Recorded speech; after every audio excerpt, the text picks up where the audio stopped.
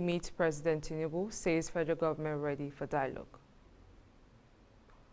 U.S. recognizes Maduro's opponent as winner in Venezuela election. And on sport, Murray's career ends with Oliver's defeat. Now the news in detail.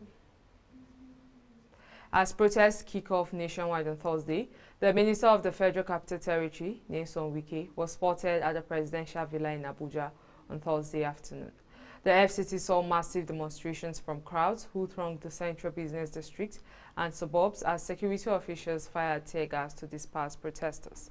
Meanwhile, the FCT minister said the federal government was open to having a dialogue with the protesters. Wike stated this while handing over the staff of the office to 4 newly coronated chiefs of Karu, Kwali, Pai, and Yaba in Abuja on Thursday. He commended protesters who refused to be violent and urged them to continue to remain peaceful, noting that it was better to have a dialogue and iron out issues with the government. Ekiti State Governor Biodun Oyebanji has thanked the people of Ekiti State for their peaceful conduct during the ongoing nationwide protest. He expressed his gratitude in a statement by his special advisor on media, Yinka Oyebode, in Ado Ekiti. The governor, who had earlier appealed for calm in the statewide broadcast, said he is thankful to the people of the state for shunning violence and embracing peace. He urged them to continue to maintain the path of peace, assuring that the current economic challenges will soon become a thing of the past. Benue State Governor Hyacinth Alai, acting on the recommendations of the State House of Assembly, has sacked the chairman of the Benue State Independent Electoral Commission, John Chen. A statement by the Chief Press Secretary to the Governor, Teso Kula, explained that the Governor accepted the resolutions of the Assembly and directed the chairman of the Commission to immediately hand over to the Administrative Secretary of the Commission. He said the Assembly accused the chairman of lacking good judgment as to which decision will appeal to the greater majority of all stakeholders, and also that his actions so far in office fall short of the public's interest. When we return, news from other parts of Africa. Please stay with us. This is Hillstv. Quality broadcasting is what we'll bring to you. Now we be this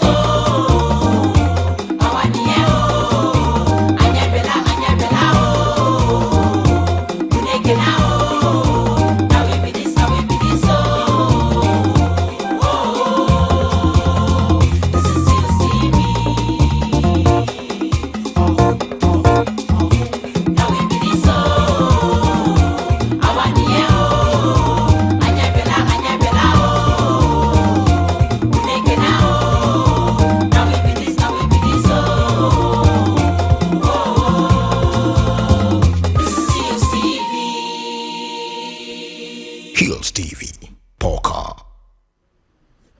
Welcome back. Lawyers for Guinea's former military leader, Moussa Dadis Camara, said on Thursday he will appeal his conviction on Wednesday for crimes against humanity. He was sentenced to 20 years in prison on charges stemming from the 2019 massacre of more than 150 people during a pro-democracy rally in the capital, Conakry. Demonstrators at the stadium were protesting against Camara's plans to run for president when soldiers opened fire on them. He had taken power in a coup the previous year. Camara fled the country after surviving an assassination attempt not long after the massacre, but returned from exile in September 2022 to face justice, insisting that he was innocent. More than 100 survivors and relatives of victims testified in the trial that started in November 2022. Just before sentencing, the court said the charges, which included murder, rape, torture, and kidnapping, had been reclassified to crimes against humanity. The war in Sudan and restrictions on aid deliveries have caused famine in the least one site in North Darfur and have likely led to famine conditions in other parts of the conflict region, a committee of food security experts said in a report on Thursday. The finding, linked to an internationally recognized standard known as Integrated Food Security Phase Classification, is just the third time a famine classification has been made since the system was set up 20 years ago. Experts and UN officials say a famine classification could trigger a UN Security Council resolution empowering agencies to deliver relief across borders to the most needy. In its report, the Famine Review Committee found that famine, confirmed when acute malnutrition and mortality criteria are met, was ongoing in North Darfur's Zamzam camp for internally displaced people and likely to persist there at least until October.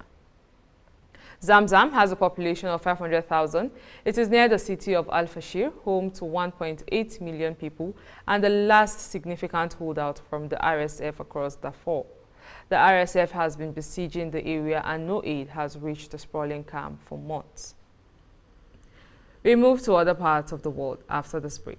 Please stay with us.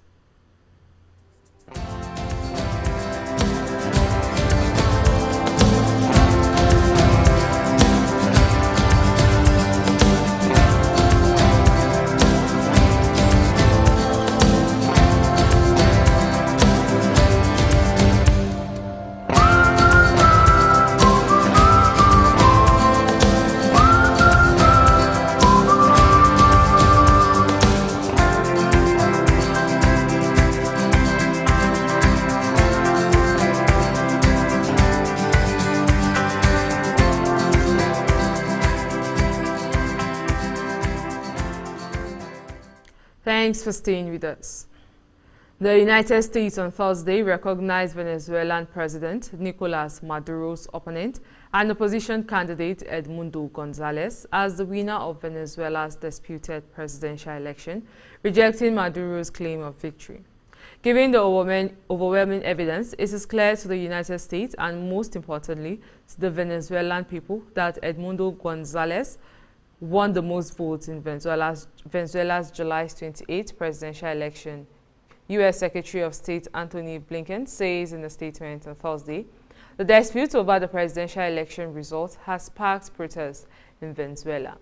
Venezuela's Electoral Council proclaimed Maduro, who has been in power since 2013, the winner of the July 28 election with 51% of the vote. But the country's opposition says its tally of about 90% of the vote shows that Gonzalez received more than double the support of the incumbent president, in line with independent polling conducted before the contest. The opposition has released detailed tallies on a public website, while the government has so far not shared any information beyond a national total of votes for each candidate. Germany joined the U.S.-led United Nations Command in South Korea on Friday, becoming the 18th nation in a group that helps police the heavily fortified border with North Korea and has committed to defend the South in the event of a war. The move is evidence of Berlin's strong belief that European security is closely linked to security in the Indo-Pacific region, Defense Minister Boris Pistorius told a ceremony at the main U.S. military headquarters in Pyeongtaek, south of Seoul. It is the latest move by the United States and its partners to expand alliances and partnerships, including those that span the globe, and try to turn the 74-year-old command into a source of broader regional security. Turkey's interior minister said that 99 suspected members of the Islamic State jihadist group had been detained in recent raids across the country. The arrests were made mainly in Ankara and Izmir in the west, as well as in the center, east, and south, Interior Minister Ali Yerlikaya posted on X. Turkish authorities have made several mass arrests for alleged IS members in recent years, most recently a roundup of 147 people announced in March. After those arrests, Yerlikaya said police had detained a total of 2,919 people suspected of links to the jihadist group. Two of the assailants, who massacred 145 people at the Krukos City Hall in Moscow last March, an attack for which IS claimed responsibility, had spent several weeks in Turkey before heading to Russia, according to local authorities. Up next is business. Please stay with us.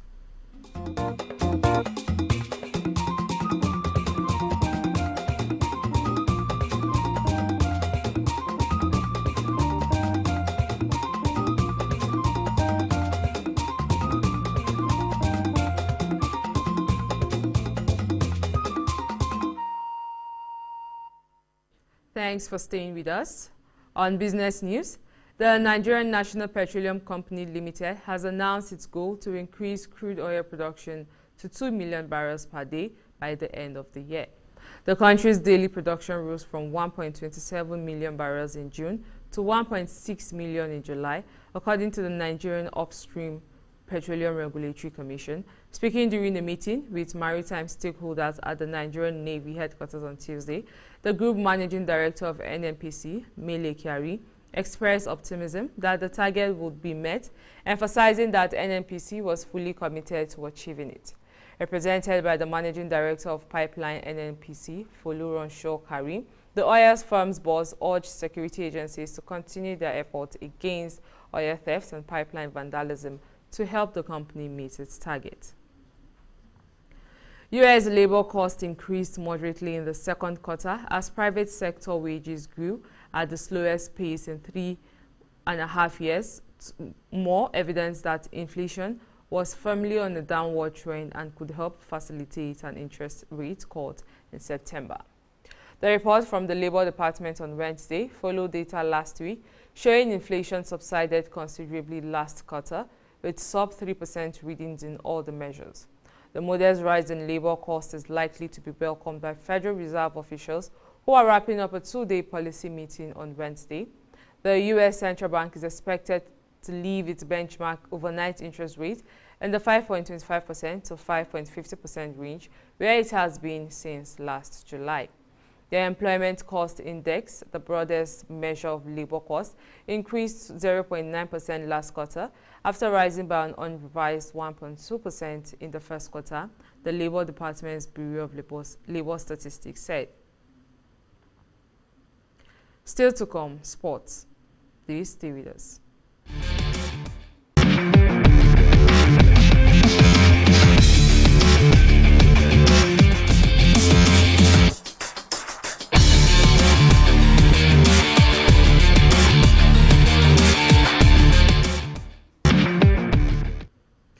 Welcome back. On sport news, Manchester City on Friday confirmed the signing of Japan international Alba Fujino on a 3-year deal. Fujino will join up with her new Man City teammates at the inaugural International Football Cup later this month after the 2024 Paris Olympics. The 20-year-old forward will wear the number 20 shirt. She is a two-time winner of the WE League Valuable Player Award during her 3 seasons with Tokyo Verdy Belleza. Chelsea midfielder Andre Santos has returned to French League One side Strasbourg on a season-long loan. The Premier League West London club disclosed this in a statement on their website on Friday. Santos spent the second half of last season campaigning with Strasbourg. The 20-year-old made 11 appearances and scored 1 goal. He has now left Maresca's squad, currently in the summer US tour. He will continue his development with Strasbourg in the French top flight. Good luck, Andre, Chelsea's statement partly read. British tennis icon Andy Murray bowed out of professional tennis as his illustrious career ended with straight-set defeat in the Olympics men's double quarterfinals. Murray, the two-time Olympic single champion, and Dan Evans lost 6-2, 6-4 to American third seeds Taylor Fritz and Tommy Paul. Murray, 37, confirmed before the Paris Games that it will be his final event before retiring from the sport. After a long hug with Evans at the baseline, Murray was visibly emotional at the noise created by the fans at Roland Garros, chanting his name in appreciation. Speaking shortly afterwards, Murray said he was ready for retirement. Former Leicester City manager Craig Shakespeare is dead. Shakespeare died at the age of 60, his family has announced on Thursday. Shakespeare also worked for West Brom, Watford, Hull, Everton, Watford, Aston Villa and Norwich City. And that's sport news on World News. We move to the rest of the news after this break.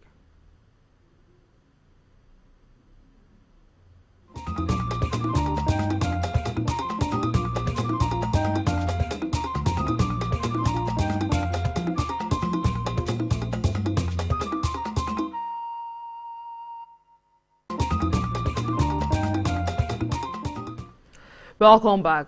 Now to the rest of the news.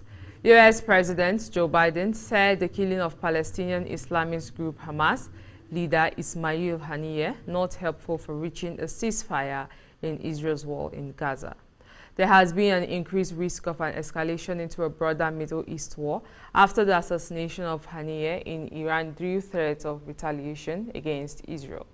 Hamas and Iran's Revolutionary Guards confirmed the death of Haniyeh, who had participated in internationally brokered indirect talks on reaching a ceasefire in Gaza. Anxious residents in Israeli besieged Gaza feared that Haniyeh's killing on Wednesday will prolong the war. Iran said the killing took place hours after he attended a swearing-in ceremony for its new president. Biden also said he had a direct conversation with Israel's Prime Minister Benjamin Netanyahu earlier on Thursday. And that was world news, but before we go, here are the headlines again. We told you that Nigeria's minister, Wike meets President Tinubu, says federal government ready for dialogue. Mausa Dadis Camara to challenge crimes against humanity conviction in Guinea. U.S. recognizes Maduro's opponent as winner in Venezuela's election. And on sports, More's career ends with Olympic doubles defeat. Remember to visit us on Facebook at Hillstv Abuja, Instagram at Hillstv Abuja, and subscribe to our YouTube channel at Hillstv. I am Jessica Magaji Joseph. Thanks for watching.